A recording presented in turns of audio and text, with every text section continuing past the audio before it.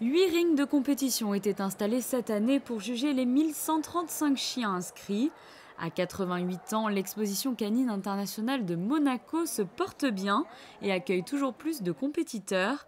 Pour cette édition 2015, le public pouvait découvrir 190 races venues de 19 pays différents. On a dû arrêter les inscriptions à 180 chiens de plus que l'année dernière.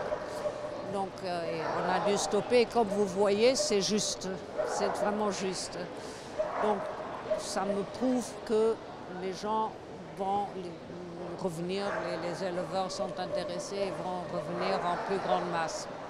Maintenant c'est un casse-tête parce que l'année prochaine il faut que j'agrandisse encore. Il y a des Russes, des Américains, souvent des Australiens qui viennent. Vous savez, c'est une des expositions les plus anciennes. Donc il y a cette tradition et un peu le prestige de Monaco. Le côté international de cette exposition est bien ancré. Ils sont nombreux à venir de l'étranger pour l'occasion, à l'image de cet éleveur italien.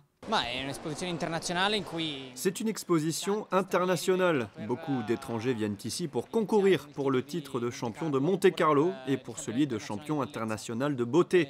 Et moi-même, j'ai déjà remporté un prix ici avec l'un de mes chiens.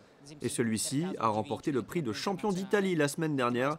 Donc s'il gagne ici, cela sera en quelque sorte une confirmation pour lui.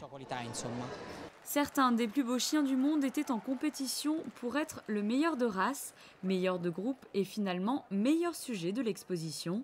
8 juges internationaux veillaient au bon respect des critères de race. On juge le chien en fonction d'un standard, c'est-à-dire un texte de plusieurs pages écrit par le pays où est née la race. Et nous les juges, on doit respecter ce standard, la taille, les dents, la couleur des yeux, la position des oreilles, vous voyez, tout est décrit depuis le bout du nez jusqu'au bout de la queue. Et normalement, il faut respecter ce standard. Normalement. Mais les standards évoluent avec le temps. Et chacun sa technique pour mettre son chien en valeur. Dans cette race, il y a énormément de travail, beaucoup de préparation. Tous les week-ends, je les toilette parce que ce sont des chiens qui demandent à être épilés. Donc il faut qu'ils soient assez courts, voyez, sur le corps. Et puis par contre, les membres assez longs. Donc c'est énormément de travail pour pas que le poil s'en mêle trop facilement. Enfin, voilà, c'est énormément de préparation. Chaque année, l'infrastructure s'agrandit. En plus des espaces dédiés à la compétition, l'on pouvait compter un espace restaurant en partenariat avec le Café de Paris et un espace boutique pour faire plaisir à nos fidèles compagnons qui semblent ravis d'avoir fait le déplacement.